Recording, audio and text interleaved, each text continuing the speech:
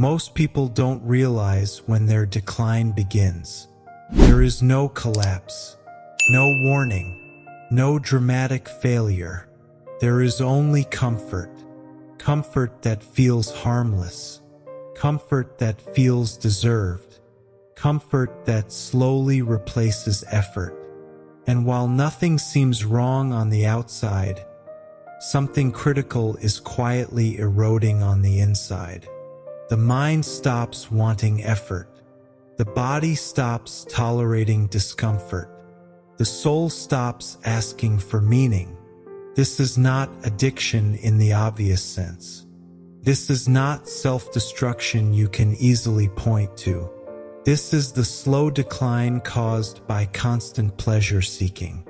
And it happens while you're still functioning, still smiling, still telling yourself that everything is fine. The human mind was never designed to live inside pleasure. It was designed to pass through it. Pleasure was meant to arrive briefly, reward effort, and then fade, so the system could reset. But when pleasure becomes constant, the system does not reset. It adapts. And adaptation, in this case, is not growth. It is numbness. At first, pleasure feels energizing. It lifts mood. It distracts from stress. It gives relief. But slowly, the relief stops relieving. You begin to notice that the same things no longer satisfy you. You consume more, but enjoy less. You rest more, but feel less rested. This is the first silent shift. The brain starts to expect stimulation without effort. When effort disappears, meaning follows. This is why constant pleasure does not make people happy. It makes them dull. Not sad, not broken, just internally flat. And a flat mind cannot generate direction. Over time, the nervous system learns something dangerous. That discomfort should be avoided at all costs. Waiting feels irritating. Silence feels heavy. Effort feels unnecessary. So the mind begins to choose ease over engagement. And this choice is repeated so often that it stops feeling like a choice at all. It becomes default. This is where decline actually begins. Not when things go wrong, but when nothing challenges you anymore. When pleasure becomes the primary emotional regulator. The brain loses its capacity to self-stabilize. Stress is no longer processed. It is escaped. Boredom is no longer explored. It is filled. Fatigue is no longer listened to. It is masked. And masking always costs more energy than processing. This is why people feel mentally tired without doing anything difficult. Their mind is constantly avoiding, not resting. Avoidance looks like comfort, but it drains you. Slowly, the tolerance for effort collapses. Things that once felt manageable begin to feel heavy. Focus fractures easily. Attention jumps from one stimulus to another, not because the mind is weak, but because it has been trained to avoid friction. Pleasure removes friction. Growth requires it.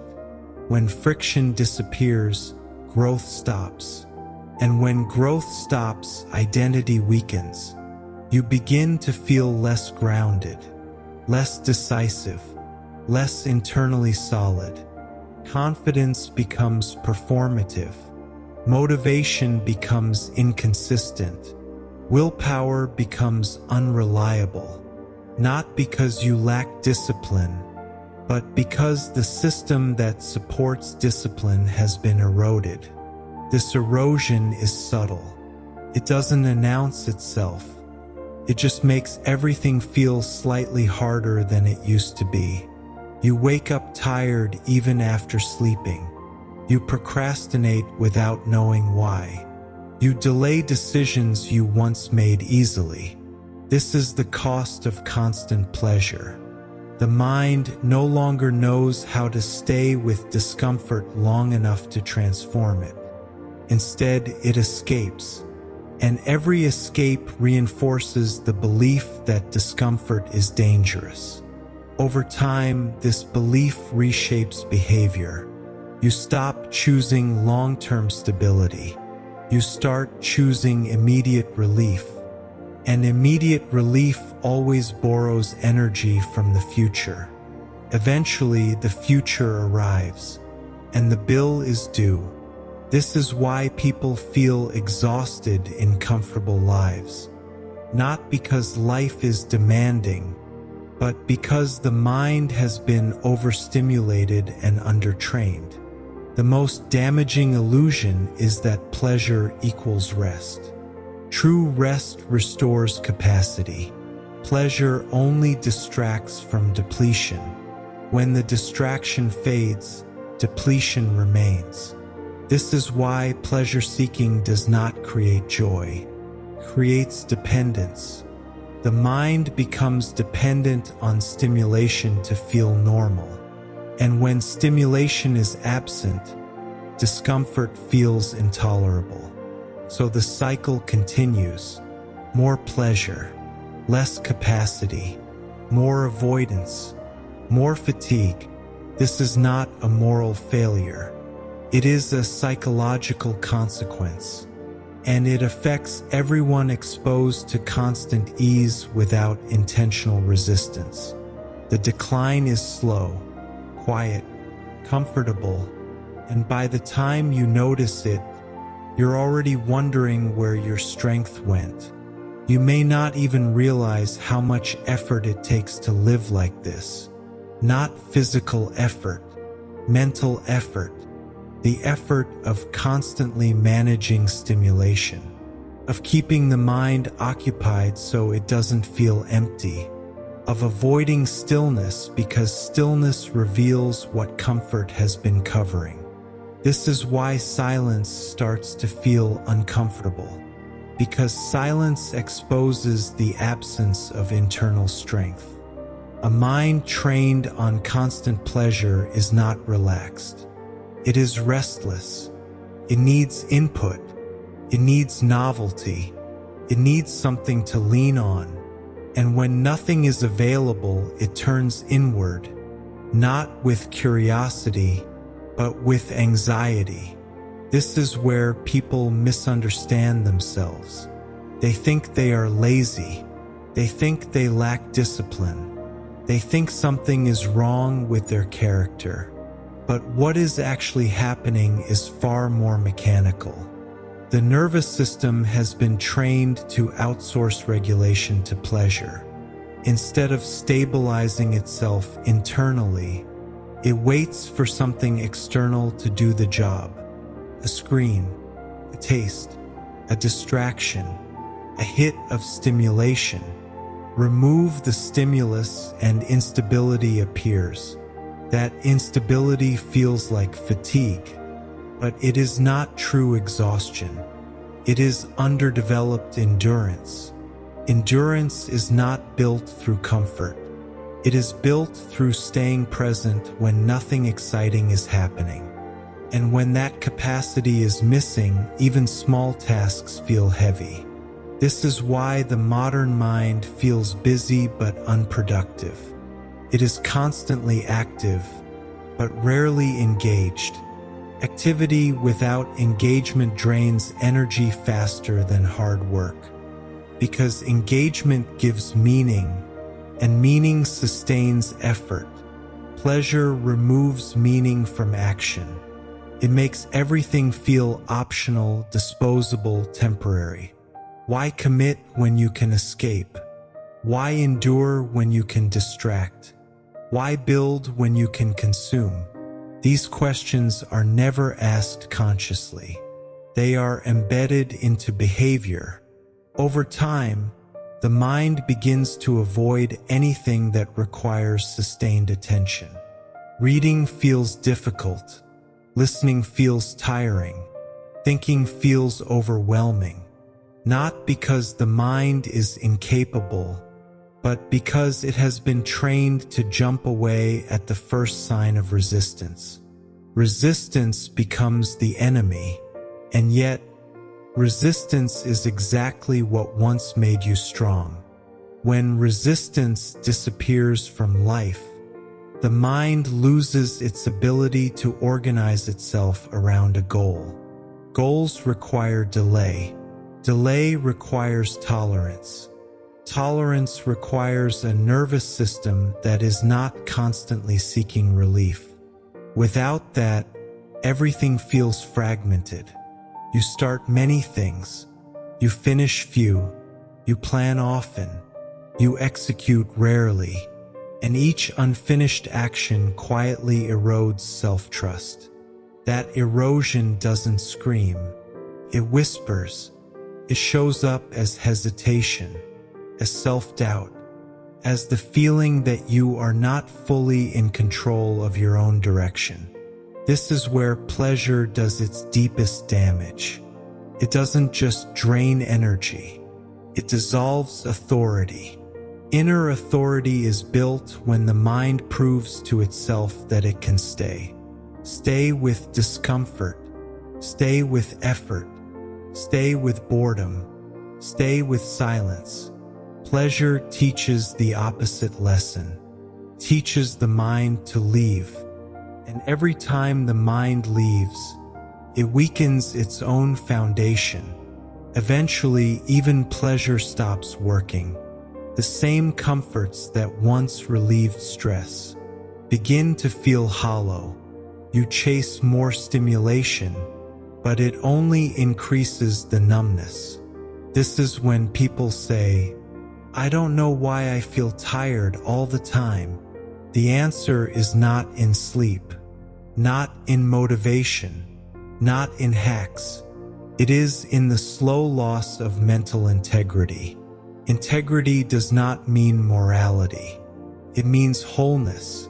A mind with integrity can hold tension without breaking. A mind without it must escape. And escape is expensive. Costs focus. Costs confidence. Costs direction. The tragedy is that none of this feels dramatic while it's happening. You don't feel like you're declining. You just feel slightly less alive than you used to be. Slightly less sharp. Slightly less grounded. Slightly less present. And you tell yourself it's normal, that everyone feels this way. But what you are feeling is not modern life. It is modern conditioning, a system that rewards comfort and punishes endurance, a system that trains people to be stimulated rather than stable. And stability is the foundation of strength. Without it, even intelligent people feel weak. Even capable people feel scattered. Even successful people feel empty. This is the slow decline, not dramatic, not obvious, but deeply consequential. When this decline goes deep enough, it stops looking like fatigue, starts to look like you, not as a thought, as a feeling. You begin to feel smaller inside your own life, not insecure in a loud way, but uncertain in a quiet one. Decisions feel heavier than they should. Commitment feels harder than it used to be. Even when you know what needs to be done, something inside you hesitates. This hesitation is not fear. It is the loss of inner authority. Inner authority is the feeling that your mind trusts itself to stay the course, to tolerate resistance, to endure uncertainty without escaping. Constant pleasure slowly dissolves this trust, because every time discomfort appears and you escape it, the mind learns something dangerous. I cannot stay here. That lesson embeds itself silently. And once it does, the mind stops volunteering for effort. It starts protecting itself from challenge instead of rising to meet it. This is why people who live comfortably often feel strangely fragile. Not emotionally dramatic, but internally unsteady. They avoid responsibility not because they are incapable, but because responsibility demands presence. Presence demands endurance, and endurance has been trained out of them. Over time, the mind begins to outsource confidence to external signals. Approval, validation, recognition, pleasure. Confidence no longer comes from self-trust. It comes from stimulation. This is why confidence feels temporary. One good experience lifts it. One bad moment collapses it. There is no internal anchor anymore. This is not weakness of character. It is weakness of conditioning. A mind trained on ease cannot generate gravity. Gravity comes from weight, from pressure, from staying. Without gravity, everything floats. Ideas, goals, values, identity. You feel busy, but not grounded. You have opinions, but not conviction. You speak, but you don't feel rooted in what you say. This is how pleasure erodes presence. Presence requires friction. It requires the ability to remain still when something inside wants to move. Pleasure removes that requirement, so presence weakens. And when presence weakens, authority follows. This is why people surrounded by comfort often struggle to command respect. Not because others are judging them, but because authority is felt, not performed. A grounded mind carries weight without effort. A restless mind leaks energy. Others sense this immediately. They may not articulate it, but they feel it. The way you pause, the way you decide, the way you hold silence. These signals reveal whether your mind is led from within or constantly reacting to impulses. Pleasure trains reactivity. Authority requires restraint. This is why a pleasure-conditioned mind avoids solitude, because solitude exposes the absence of internal leadership. In silence, there is no stimulation to hide behind, only you. And if you are not internally structured, that meeting feels uncomfortable, so you escape again, and the cycle tightens. The more you escape, the less you trust yourself. The less you trust yourself, the more you seek relief. Eventually, even your own thoughts feel intrusive. You don't want to think deeply. You don't want to reflect, because reflection demands stillness, and stillness demands strength. This is the deepest cost of constant pleasure. It does not just drain energy, it disconnects you from yourself. You begin to live on the surface of your own mind, responding, reacting, consuming, but rarely inhabiting. And when you no longer inhabit your own inner space, life starts to feel unreal, flat, muted, repetitive, not painful enough to change, but empty enough to feel lost. This is the point where many people mistake numbness for peace. They say, "At least I'm calm," but calm without clarity is not peace. It is withdrawal. Peace is stable presence. Withdrawal is emotional anesthesia. Constant pleasure produces anesthesia. It dulls the edges of life. And when the edges disappear, meaning disappears with them. This is why people surrounded by comfort often feel an unexplainable lack of direction. Nothing feels urgent. Nothing feels necessary. Nothing feels worth sacrificing for, because sacrifice requires friction, and friction has been eliminated. At this depth, the problem is no longer pleasure itself. It is the loss of the muscle that resists it, and that muscle, once lost, does not return through motivation. It returns through something much slower, much quieter, and much more difficult. This is not the kind of decline that alarms you. There is no breaking point, no dramatic failure, no single moment where everything falls apart. There is only a quiet distance that grows between you and yourself. You still move through life. You still function. You still appear fine. But somewhere along the way, you stopped feeling solid inside your own mind. Not broken, not lost, just less present, less grounded, less anchored.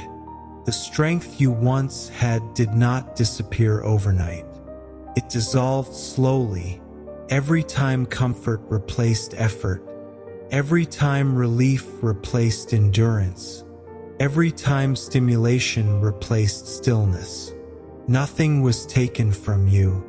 You gave it away in small, reasonable moments. And that is why this decline is so difficult to notice. Because it feels normal. Everyone around you is doing the same thing. Living comfortably, escaping quietly, calling numbness peace. But deep down, something knows.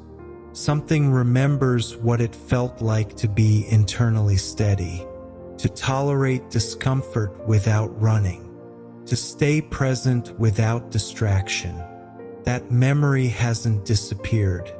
It has only been buried, and buried things don't vanish.